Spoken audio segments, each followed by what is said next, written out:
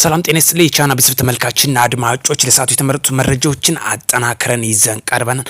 በደበጫ በፋኖ ላይ እርምጃ መውሰዱ በዛሬው ከፍተኛ ኪሳራ አስተናግዷል። እንዲሁም በተመሳሳይ መልኩ በሸኔ ላይ እንደተወሰደ መረጃው ወጧል። ሌላኛው ጉዳይ ደግሞ አስረስ ማረ ንግግርና ድርድር መጀመሩ ተሰምቷል። እነዚህን ጉዳዮች በዋነኛነት የምናነሳቸው ነጥቦች ናቸው።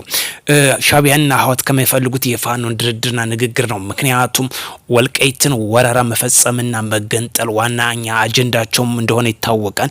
ለዚህ ደግሞ ፋኖ ከጀርባ አግፋበት የሚሉት በተለይ በሻዕቢያና በህወሓት ዋነኛ ክንፍ የፋኖ ወደ ንግግርና ድርድር አካሄድ እንዳይገባ ከሚሰሩበት ዋነኛ ሴራ ነው። ለዚህ ደግሞ ሰሞኑን በሶሻል ሚዲያም ሲዛወር እንደተመለከተው አስረስ ማረ ንግግር መጀመሩ ታውቋል። ፍጻሜውም እንግዲህ የሰመረ እንዲሆንኛ ምኞታችን እንገልጻለን።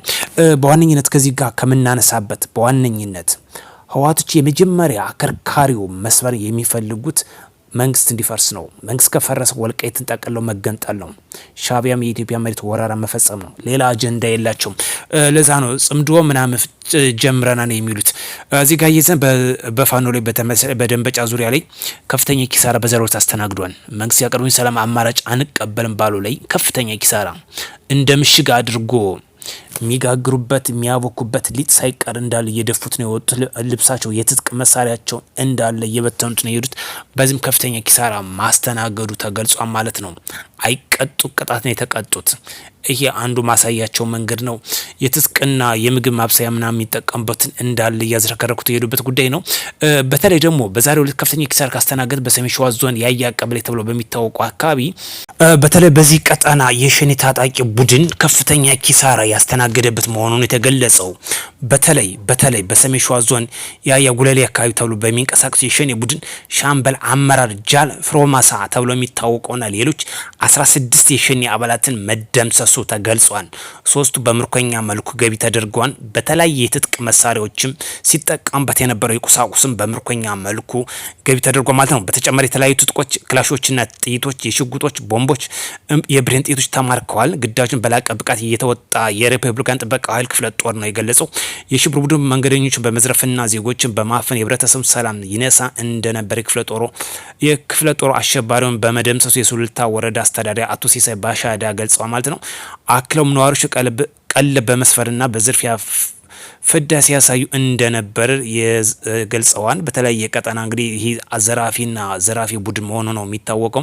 በምዕራብ የህዳሴው ኮር በወሰደው እርምጃ በጃዊ ወረዳም ሲንቀሳቀሱ የነበሩት 100 የሚደርስ ጽንፈኛ ቡድን ኃይልም እርምጃ እንደወሰደ አክለው ገልጸዋል ማለት ነው።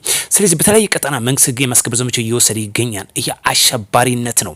ህግን የማፍረስና ሀገሪቱን ወደ ተርምስ የመክተት ዋና አጀንዳ ጽንፍ ዞ ሲንቀሳቀስ በነበረው ቡድን ላይ ነው መንግስት ህግ የማስከበር ዘመቻውን አጠናክሮ እየወሰደ የሚገኘው። ስለዚህ ዛሬ ሸኔ ከፍተኛ ኪሳራ ያስተናገደበት ነው። በዚህም ሲጠቀምባቸው የነበሩ ተሽከርካሪዎች ሁሉ ጭምር መንግስት ህግ የማስከበር ዘመቻውን በተለያየ ቀጠና አጠናክሮ እየወሰደ ይባሪ ቡድን ግባ ከመሬቱ እንግዲህ እየተፈጸመ ይገኛል። ይህም ደግሞ መንግስት ህግ የማስከበር ዘመቻውን አጠናክሮ እየወሰደ መሆኑ ነው የተገለጸው። በተለይ ዋነኛ አጀንዳቸው ይህ ጽንፍ ዘው የሚንቀሳቀሱት ለህወሓትና ለሻዕቢያ ተላላኪ መሆናቸው ነው። በጎጃም የተሰራው ኦፕሬሽን አንዱ ማሳያ መንገድ ነው። አስረስ አሁን የጀመረው የንግግርና ድርድር በጣም የሚበረታታ ጉዳይ ነው። ምክንያቱም ዋነኛ ዓላማቸው የህወሓት ሴራ ወልቃይትን ጠቅሎ መገንጠል ነው። ወልቃይት ዋነኛ አጀንዳቸው ነው። በሰሜን ጦርነት ሌላ አጀንዳ አልነበረውም። ለዚህ ደግሞ የአማራ ወጣት ዋጋ የከፈለበት ወልቃይት እንደሆነ ይታወቃል። አሁንም ትጥቅ ይዛችሁ የምትንቀሳቀሱ የፋኖ ታጣቂዎች መንግስት ያቀረበላችሁ ብትጠቀሙበት እጅግ አዋጭ መንገድ ነው ለእናንተ። ከዛ ውጭ ግን የምታመጡት ለውጥ አይኖርም። ምክንያቱም ህግ የማስከበር ዘመቻው ተጠናክሮ እየተወሰደ ነው። እዚህ ጋር ይዘንቀታ የምንመለከተው የፕሪቶሪያው ስምምነት በኋላ ህወሓት ወደ ጦርነት የሚያስገባ ከበቂ በላይ በቂ ማስጠንቀቂያ ተሰጥቶታል። ከበቂ በላይ ይህን ሰጠው የመከላከያ ጠለምሹ ብርሃኑ ጁላ ናቸው። በዚህም እንግዲህ ህግ የማስከበር ዘመቻውን ልንወስድ እንደምንችል ማስጠንቀቂያ ሰጧን። የሻዕቢያ ዋነኛ የማስታወቂያ ሚኒስትር ገብረ መስቀል ተብሎ የሚታወቀውም በተለያየም እዛቸውን ሲገልጹ ቆይተዋል። መንግስት የመጨረሻዋን መላጭ ከሳበ አሰብ ብቻ ሳይሆን አስመራ መሄዳችን አይቀሬ ነው። ይሄ የታወቀ ጉዳይ ነው። ምክንያቱም ዌይ ኦፍ ፒፕል ይታወቃል። ዌይ ኦፍ ፒፕል የአስመራ 5 ሚሊዮንና 130 ሚሊዮን ዌይ ኦፍ ፒፕል የሚባለው የህዝብ ማዕበል ወይም ደግሞ የወታደር ማዕበል ከፈሰሰ አሰብ ላይ ለሚቆመው እስከ አስመራ ድረስ ፈሶ የመድረስ አቅሙ ከፍተኛ ነው። ለዛ ነው ሻቢያ ከአንድም ሁለቴም ደፍራ ወደፊት ማትገፋበት መንግስትም በተጠንቀቅ ላይ ነው እየሰራ ይገኛል። ውድ ቻናል ቤተሰብ ተከታታዮች ሼር፣ ላይክ እና ሰብስክራይብ ማድረጋችሁን አትርሱ። ዘረኝነት ይውደም፣ ሰላም ለሀገራችን ያድርግ፣ ጽንፍ ይውደም።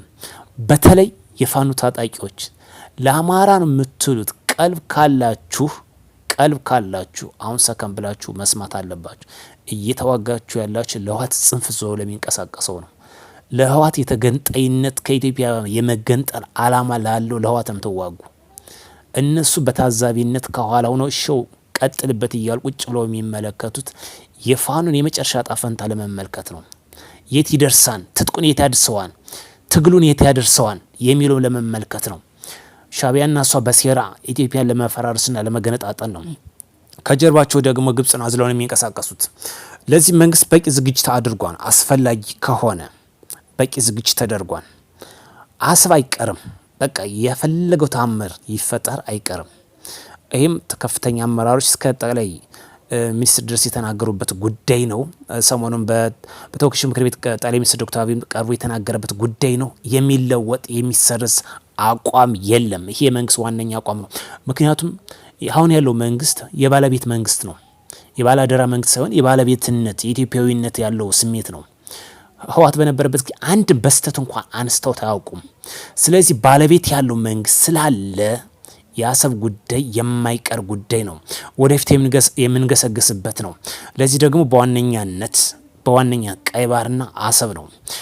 አንድ ነገር የምናነሳው ጉዳይ ይኖራል። ቱርክ ሰሞኑን ከኢራን ጋር የተፈራረመችው ጉዳይ አለ። እሱም በሌላ ቪዲዮ እንመለስበታለን።